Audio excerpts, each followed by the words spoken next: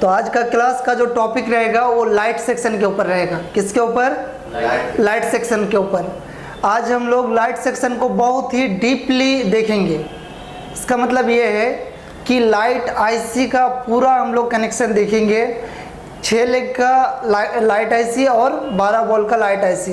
ये भी देखेंगे कि अगर हमारा 12 वोल्ट का लाइट आईसी हमारे पास अवेलेबल नहीं है तो क्या उस सर्किट में 6 लेग का लाइट आईसी को हम लोग लगा सकते हैं।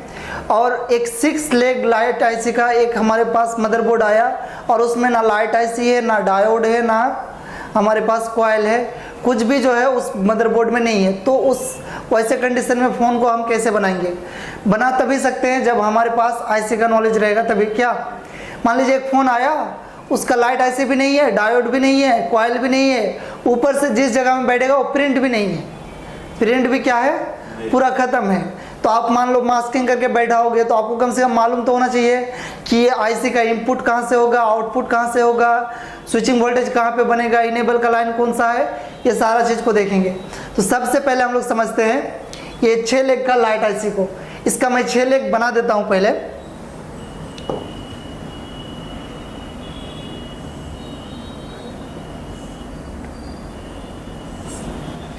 ये जो आईसी है 6 लेग का, उसके ऊपर एक नोज कट पॉइंट रहेगा।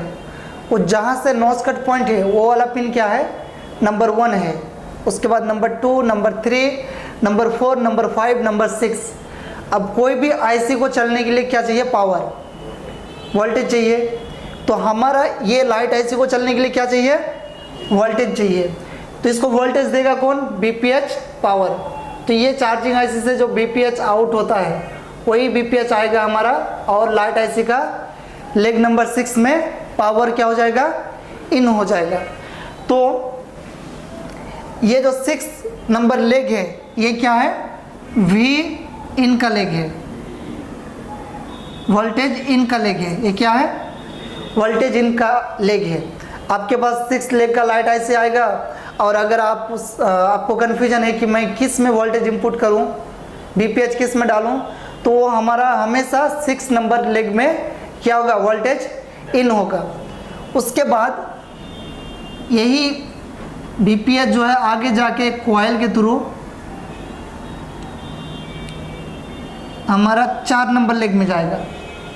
मतलब कॉइल का एक साइड में क्या है? बीपीएच, और दूसरा साइड में क्या है? ये जाके किस में जुड़ेगा? 4 नंबर। ये लेग को बोलते हैं हम लोग SW, स्विचिंग। ये किस लिए है?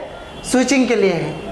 और आगे जाके यही जो 4 नंबर से हमारा आउट होगा और यहाँ पे एक लगा हुआ रहेगा डायोड, फॉरवर्ड वाइस में एक डायोड लगा हुआ रहेगा। ये कॉइल जो होगा हमारा 10 माइक्रो हेनरी का होगा। जितना भी आपका मोबाइल है, जो भी आपका ये है, उसमें अक्सर आपको देखने मिलेगा 10 माइक्रो हेनरी का कॉइल। और ये जो ये है डायोड है, उसके आगे में आपको मिलेगा 50 वोल्ट का कैपेसिटर। कोई मोबाइल में जो है 25-25 का 2 कैपेसिटर रहता है, तो उसमें से अगर एक रिमूव हो गया तो भी चलेगा, लेकिन ये एक मैंडेटरी है। अगर ये कैपेसिटर यहाँ से रिमूव कर देंगे तो काम हमारा नहीं होगा। यही लाइन आगे जाके किस में जाता है? डिस्प्ले कनेक्टर में। इस लाइन का नाम क्या है? LED A। ये LED का प्लस का लाइन है और हमें मालूम है सिर्फ प्लस से लाइट जलेगा क्या? डिस्प्ले के अंदर जो लाइट है उसमें प्लस भी चाहिए और माइनस भी चाहिए। हमने इसको तो प्लस दे दिया, ये लाइट को क्या दे दिया? प्लस तो दे दिया। अब हमें माइनस देना पड़ेगा। तो माइनस देने के लिए हमारा ये जो आईसी है इसका पिन नंबर 1, ये इसको हम बोलते हैं फीडबैक, FV, फीडबैक का लाइन। यहाँ से हमारा इससे क्या निकलेगा? माइनस निकलेगा, कैथोड। यहाँ से ये माइनस निकल के किस में जाएगा जी? डिस्प्ले कनेक्टर पे। और इस लाइन का नाम क्या है? Cathode, K1। ये माइनस का लाइन है। कोई मोबाइल में यही से आगे जाके ये लाइन क्या बन जाता है? 2 बन जाता है, K1 और K2। क्या बन जाता है? K1 और K2।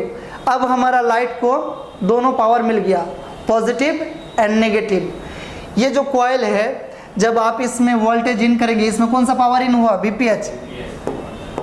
इसमें जो इन हुआ ये VPH 3.7 से लेकर 4.2 इसमें इन हुआ, और यहाँ पे भी आपको वही वोल्टेज देखने मिलेगा 3.7 से लेकर 4.2।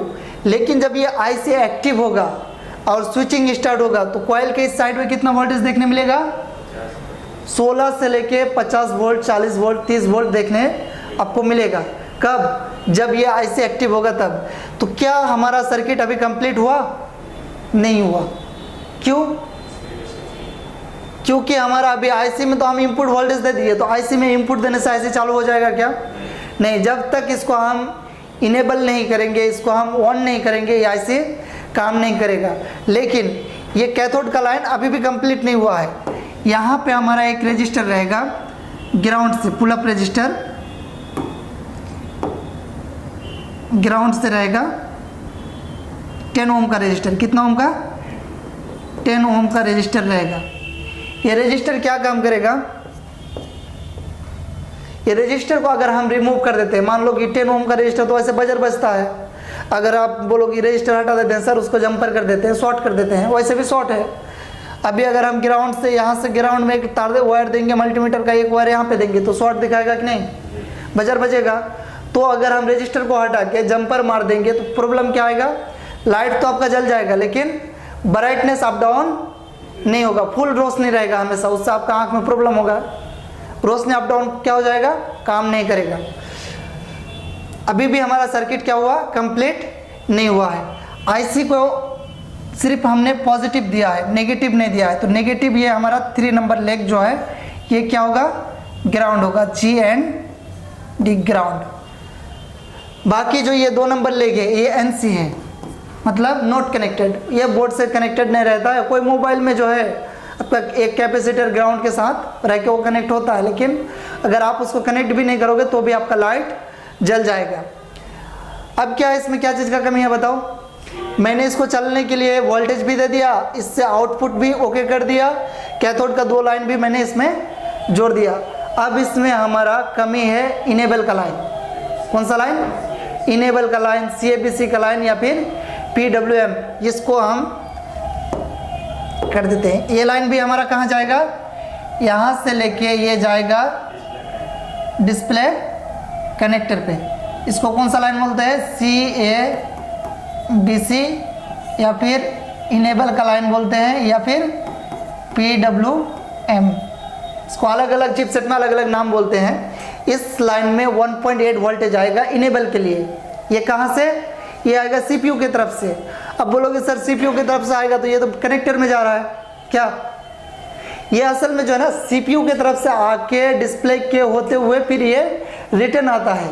जब आप डिस्प्ले को लगा देते हैं तब ये वोल्टेज क्या होता है, CPU से जाके डिस्प्ले में, या CPU से जाके डिस्प्ले से जाके फिर ये वापस किस में आता है, यहाँ पे 1.8 आता है। कब आएगा, जब आप बटन दबाओगे 1.8 आएगा, ये IC स्विचिंग चालू कर देगा, यहाँ पे मैग्नेटिक फील्ड क्रिएट होगा, मतलब ये इंडक्टिव, मतलब ये कॉइल जो है अपना काम करना स्टार्ट करेगा, यहाँ पे 50 वोल्ट बनेगा और आपका लाइट क्या हो जाएगा, जल जाएगा। तो प्रॉब्लम कहाँ से आता है, कई बार आपको देखने मिलेगा कि हमारा जो है BPH पावर ही नहीं आता है। तो अगर मोबाइल में BPH है, कॉइल BPH कॉइल से एक जंपर मार के हम BPH में लगा सकते हैं। या तो फिर क्या है कि हमारा जो है कॉइल ख़राब हो जाता है। कॉइल चेक करना तो आप लोग को आता ही है। हमारा एक वायर कहाँ पे लगा देना है,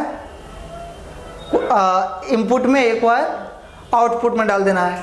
उसके बाद हम जो है ये पत्रा को खोलेंगे नहीं, फिर भी चेक कर सकते हैं।